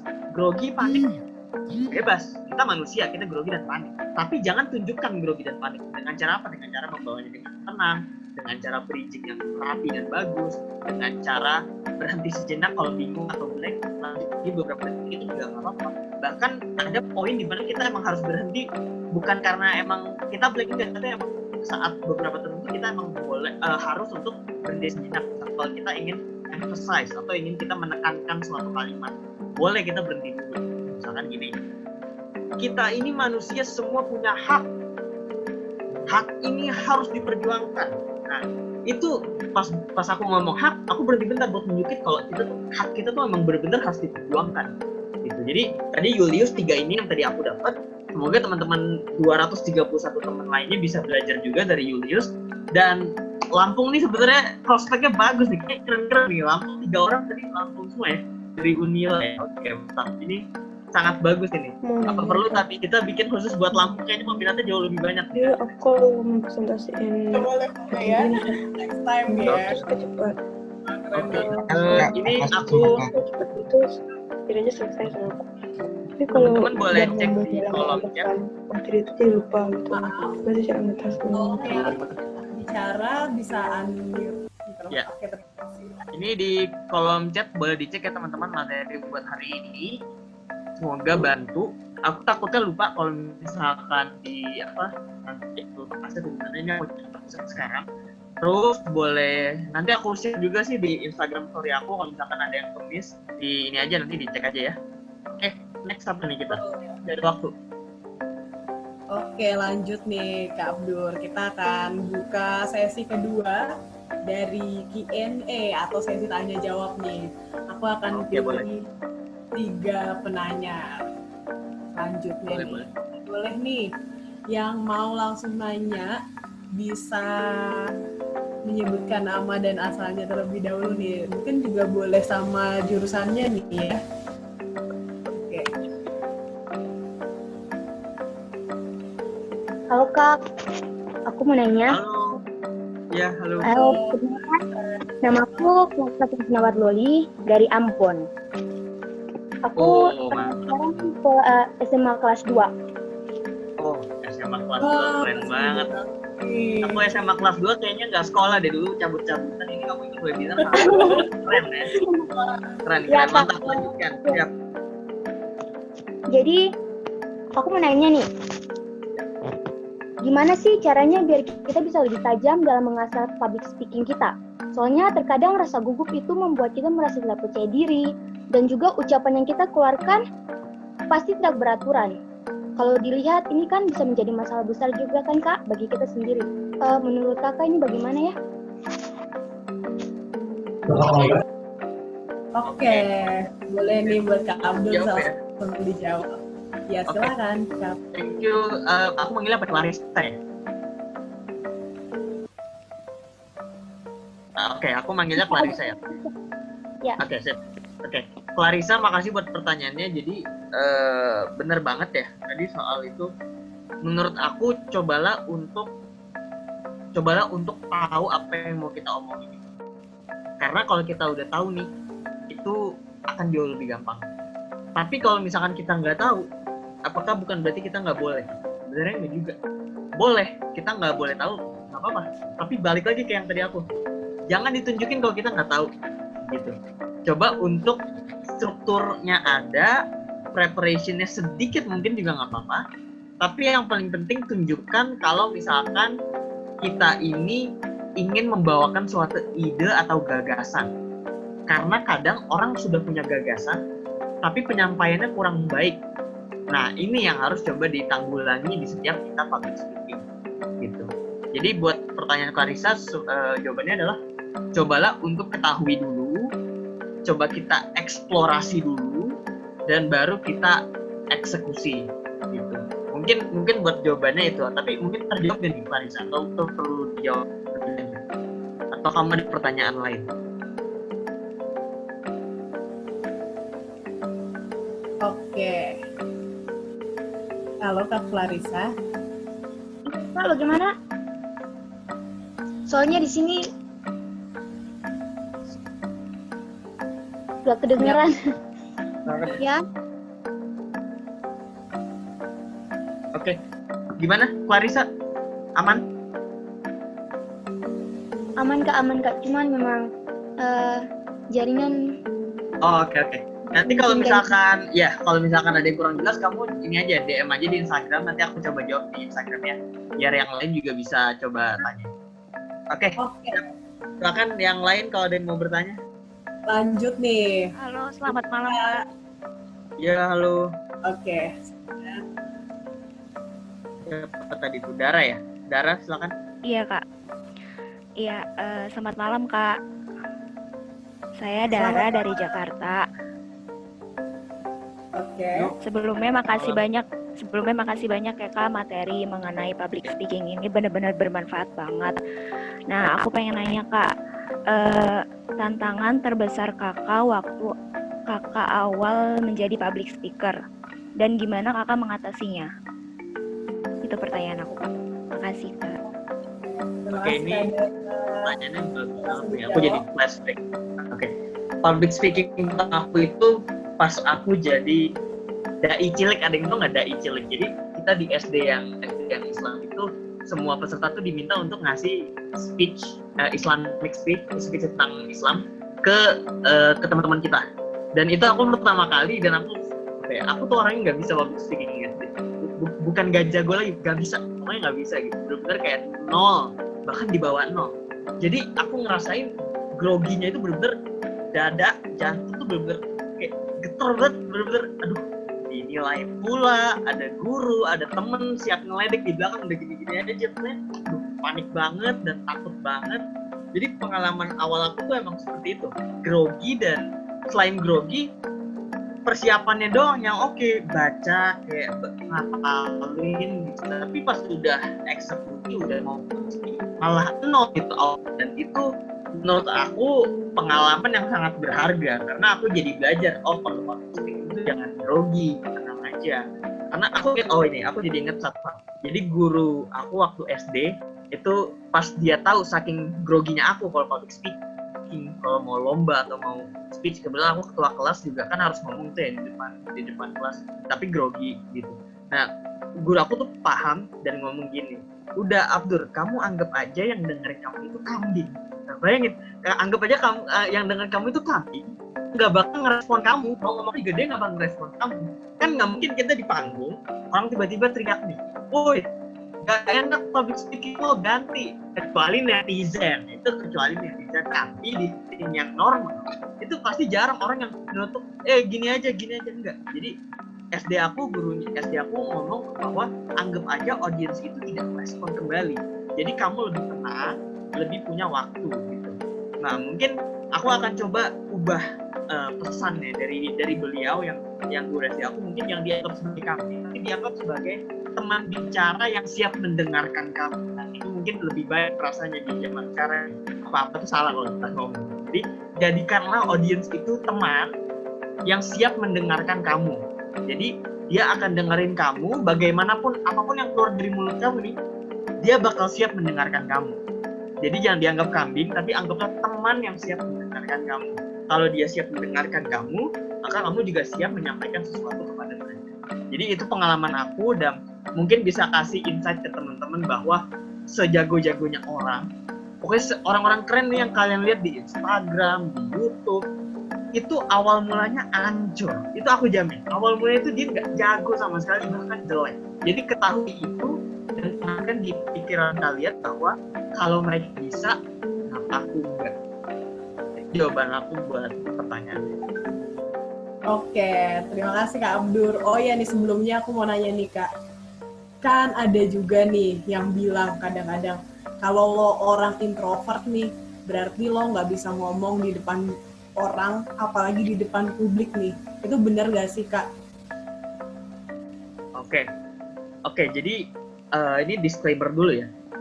Aku waktu kecil emang suka ngobrol sama orang, tapi aku tipe yang ngobrol cuma sama yang kenal aja. Kalau nggak kenal, aku bisa lebih introvert daripada introvert. Tapi di public speaking, pertanyaannya adalah, apakah kalian mengenal semua audiens kalian? Contoh, aku melihat nama-nama, misalkan Riani, Afifah, Winda, Habibatur. Apakah aku mengenal kalian sebelum kita ketemu di webinar ini? Kan jawabannya tidak. Nah, di public speaking, kalian harus siap speak, ngobrol di depan orang yang kenal maupun tidak kalian kenal. Gitu. Jadi kalau kalian introvert, itu kalian punya plus minus, itu pasti, tapi kalian punya plus yang extrovert nggak punya. Biasanya di berbagai studi mengatakan juga bahwa introvert itu biasanya pendengar yang baik. Karena dia pendengar yang baik, otomatis jika dia berbicara, maka dia bisa memposisikan diri akan orang lain itu juga pendengar yang baik. Dan itu skill yang mungkin tidak semua extrovert atau introvert lainnya miliki. Nah, karena kalian adalah pendengar yang baik dan kalian juga ingin memposisikan diri sebagai seseorang yang siap mendengarkan orang lain, maka kalian waktu speaking itu bakal lebih aware, bakal lebih sadar sama situasi. Contoh, kalau audience udah mulai bosan, kamu yang introvert mungkin punya advantage atau kelebihan untuk mendeteksi hal tersebut jauh lebih cepat dibandingkan extrovert.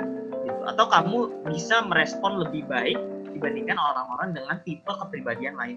Jadi menurut aku mau introvert, mau extrovert itu tidak ada bedanya, maksudnya tidak ada perbedaan dalam hal ingin belajar public speaking. Karena semua orang punya hak yang sama. Mungkin startnya berbeda, mungkin ada yang udah lari beberapa meter, ada yang udah beberapa meter, tapi pada intinya kalian punya hak belajar yang sama, maka mulailah dari sekarang, asah dari sekarang, karena bisa itu biasa. Kalau kalian biasa, kalian pasti bisa. Gitu. Sekian buat tadi, siapa dulu nih? Dara. Pertanyaannya keren banget. Dara, oke, siap. Oke, selanjutnya nih mungkin yang terakhir ada pertanyaan dari Kak Hanif, mungkin yang dari tadi udah angkat tangan nih, kayaknya udah gak sabar banget, boleh langsung Kak Hanif. Halo, selamat malam. Selamat malam Kak Hanif, apa kabar? Ya, alhamdulillah sehat. Perkenalkan, saya Hanif dari Universitas Mataram. Nah, maba Kak. Jadi begini Kak Abdul, saya ingin bertanya, kan setiap kita mempunyai karakteristik bagaimana kita public speaking gitu. Seperti yang Kak Abdul bilang, kita punya pembawaan yang tegas, pembawaan yang humoris dan sebagainya. Nah, bagaimana jika kita diminta untuk menjadi misalnya MC di sebuah acara yang seperti lomba seperti itu kan membutuhkan public speaking yang humoris lah, seperti itu pembawaannya. Jadinya bagaimana nih Kak? Apakah kita, bagaimana cara kita menghadapinya gitu? Sedangkan kita kan pembawaannya tegas gitu, kaku seperti itulah. Jadi bagaimana solusinya Kak? Terima kasih. Oke, sip. Oke, jadi thank you Hanif buat pertanyaannya. Jadi buat kita yang mau MC public speaking apapun lah, yang mengharuskan kita untuk jadi orang yang humoris atau bisa membuat orang lain tertawa gitu. Menurut aku pribadi, kalau kita ingin jadi orang yang humoris yang natural, dan kita emang orangnya secara bawaan emang nggak suka melucu tuh nggak bisa dipaksa gitu, harus diajak. Saran aku adalah cobalah untuk bersikap humoris sebisa yang bisa kamu lakukan. Karena aku juga kalau dibilang humoris juga gimana ya? Dibilang humoris banget juga enggak, tapi dibilang enggak santai juga enggak gitu. Tapi aku paham kalau misalkan tahu untuk ngasih jokes gitu. Menurut aku kita harus tahu kapan harus ngasih jokes yang berat atau jokes yang enggak. Nah, ini ada beberapa ilmu yang aku dapat dari stand up comedian yang ada di berbagai kanal. Mereka tuh ada teknik namanya punchline. Punchline itu adalah jokes yang disediakan secara surprise. Jadi punchline itu jokes yang tiba-tiba datang tapi dikasih pembawaan dulu. Jadi selama 15 detik mereka ngasih narasi, di akhir baru punchline yang jokes yang terus gitu langsung tiba-tiba muncul dan itu membuat orang lain lucu gitu. Nah, itu salah satu dari sekian banyaknya teknik yang bisa kita pakai. Kalau aku pribadi, aku harus belajar dulu situasinya. Audiens kita ini siapa dulu nih? Emak-emak kah? Dosen kah? Teman kah? Itu harus disesuaikan jokesnya. Jangan kita pakai jokes yang sebaya kita ngerti tapi kita kasih ke dosen gitu. Mungkin nggak lucu, cuman mungkin bagi mereka nggak lucu. Kalau aku pribadi, jadilah orang yang humoris sebisa yang kita lakukan. Dan humoris itu nggak harus rame ya. Humoris itu nggak harus yang rame, yang aktifnya rame gitu. Tapi tenang juga bisa humoris gitu. Misalkan kayak gini, misalkan aku tuh sekali biasa aja mereka bisa humoris sekali. Misalkan ngasih sambutan jam 5 sore gitu kan ke dosen-dosen misalkan. Ada aja nih yang bisa ngomong, Bapak Ibu makasih banget ya udah datang. Saya paham ini waktunya Bapak Ibu istirahat, tapi saya di sini juga disuruh nih sama dosen yang lain. Jadi ya kita saling ngerti ya Bapak Ibu ya. Nah, itu mungkin bisa gitu. Hal-hal seperti ini tuh cobalah untuk menjadikan hal yang disesuaikan sama dosen atau sama audiens kita gitu. Jadi sesuaikan, kita juga bisa cari tahu kapan harus humoris, kapan enggaknya, dan sebagainya itu harus di riset lebih awal gitu. Itu buat jawabannya. Oke, ini buat materi ya. Sebenarnya udah aku set jadi everyone can access ya. Cuman coba aku ini lagi ya. Oke, teman-teman boleh dicoba dites lagi, bisa nggak pakai link yang terakhir? Atau pakai ini nih, ada dua, ini satu. Sebentar ya. Terus ya tadi aku belum ubah setting. Terus yang kedua yang ini. Oke, bisa dites dulu. Kalau enggak nanti aku mungkin coba kasih ke panitia aja file raw-nya. Ntar baru aku coba kasih link. Oke, mantap, udah bisa ya. Oke, berarti kayak tadi aku lupa ngasih settingnya, lupa aku ubah. Berarti pakai yang tiny URL juga bisa ya. Oke, sip. Oh iya, Kak Abdur, kayaknya banyak banget nih sahabat Abita di sini yang mau nanya. Boleh kita tambah lagi mungkin untuk boleh. Masih semangat ini 200 tadi. Wow. Udah 50 kan pada tidur, ternyata masih semangat 200 kan. Oke. Wah, keren banget nih. Sungguh malam minggu yang produktif sekali ya di sini ya, luar biasa. Oke, buat Kak Bisma nih, yang dari tadi udah mau nanya, udah gak sabar mau nanya, boleh langsung nih Kak Bisma. Halo Kak Bisma, selamat malam.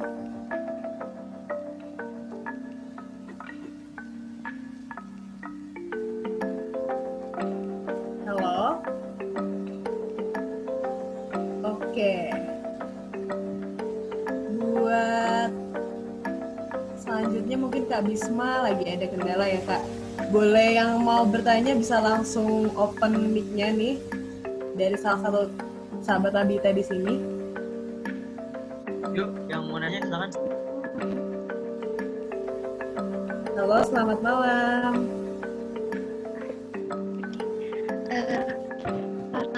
Teman-teman kita kemarin bersama Abdul juga.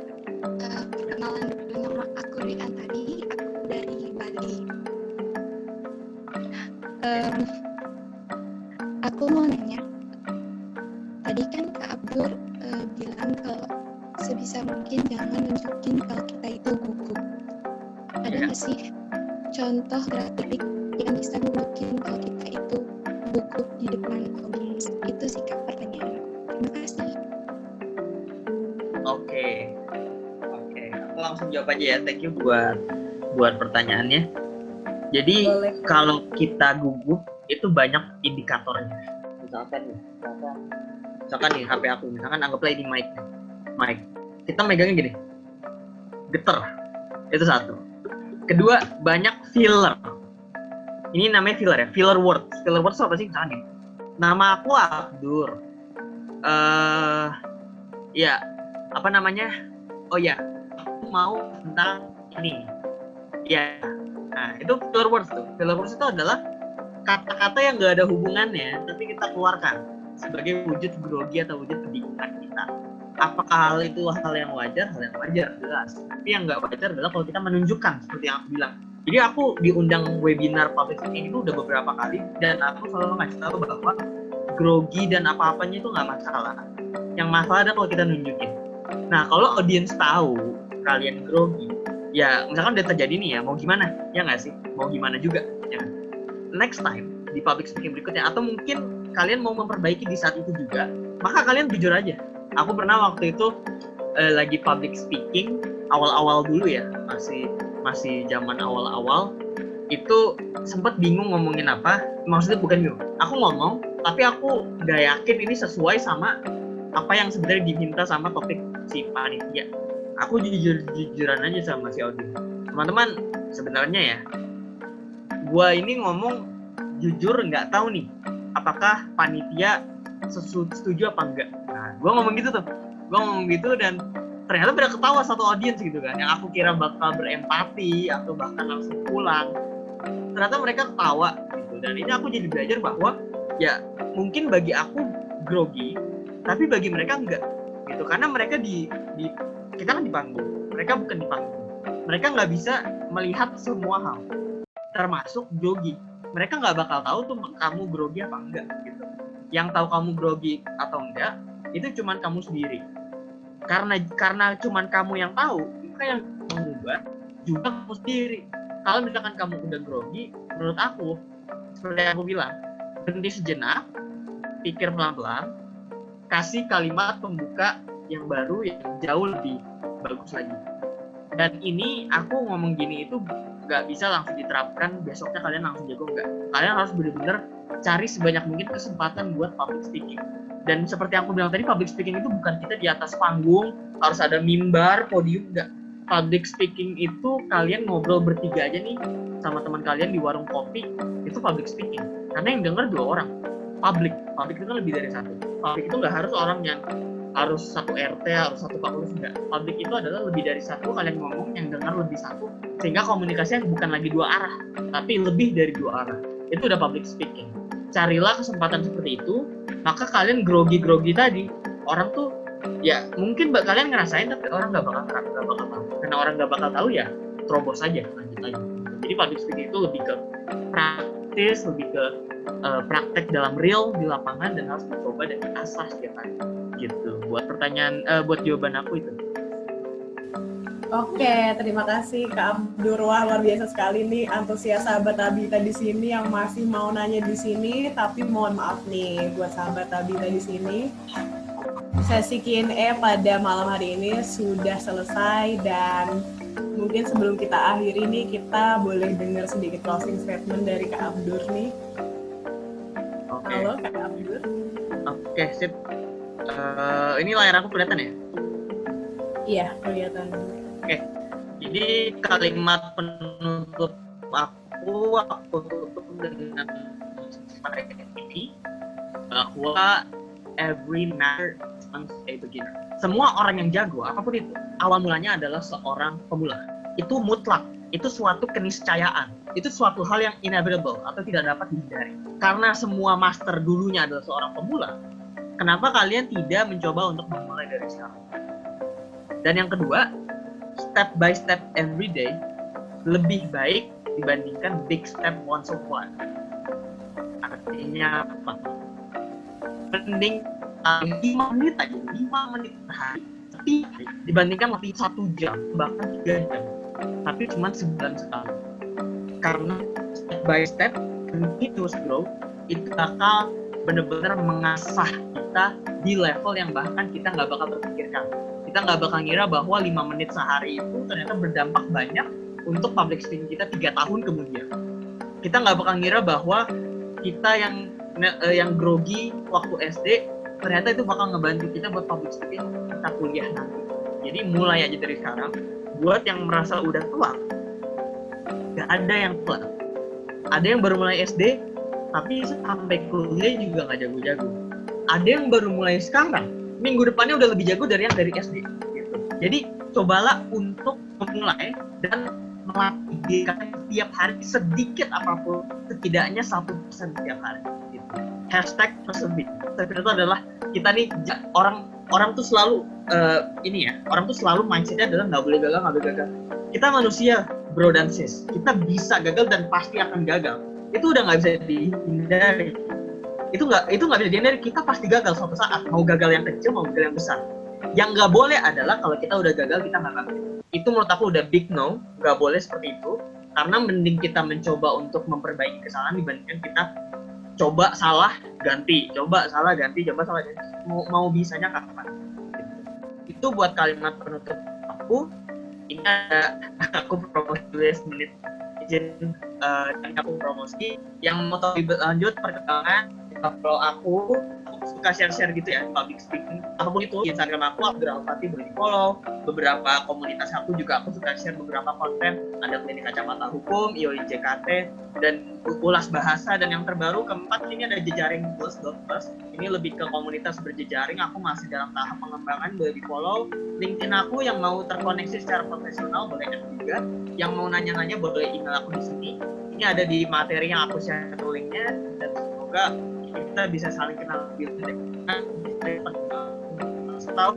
Aku bulan ke depan bosnya malah kalian yang di sini. Aku malah ikut training public speaking, pematerinya mulai dari kalian. Kita nggak ada yang tahu. Jadi selalu kembangkan jejaring kalian dan kita selalu terkoneksi. Itu sekian dari aku, Riani. Terima kasih banyak sudah mengundang dan semoga bermanfaat. Oke, sama-sama Kak Abdur. Oh ya, sebelumnya nih Kak, karena aku lihat nih banyak banget mahasiswa dari Fakultas Hukum, mungkin boleh kasih sedikit tipsnya Kak, gimana caranya public speaking ketika di pengadilan atau ketika debat hukum nih Kak nih. Oke. Ini menarik karena anak hukum ini ada yang beda, standarnya agak beda. Standar apa itu? Standarnya adalah kalian tuh nggak tahu apapun, jadilah orang yang sok tahu. Itu nggak apa-apa. Dalam hukum itu nggak apa-apa. Karena kita di pengadilan, kita melawan seseorang dan dengan tujuan ingin membela klien kita. Kalau kita bingung, lebih bingung lagi klien kita yang bahkan nggak ngerti ini kenapa. Jadi kalau di pengadilan, kita harus confidence. Buat kalian yang fakultas hukum nih, ini aku nggak tahu ada berapa total yang fakultas hukum, harus confidence. Aku lebih confident daripada orang gitu.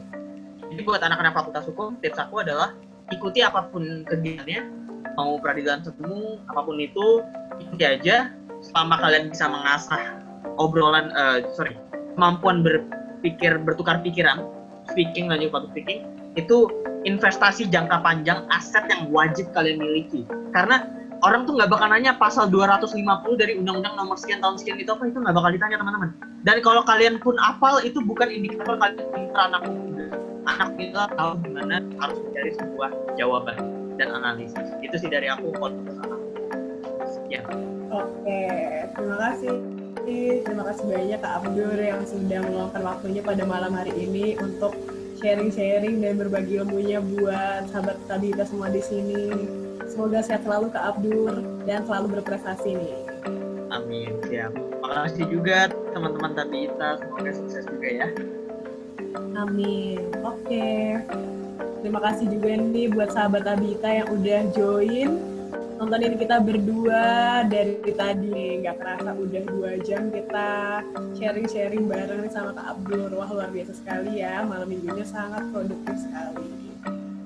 So, bener banget nih yang mau follow Kak Abdur bisa langsung kepoin Instagramnya dan juga kepoin Instagram Tabita juga.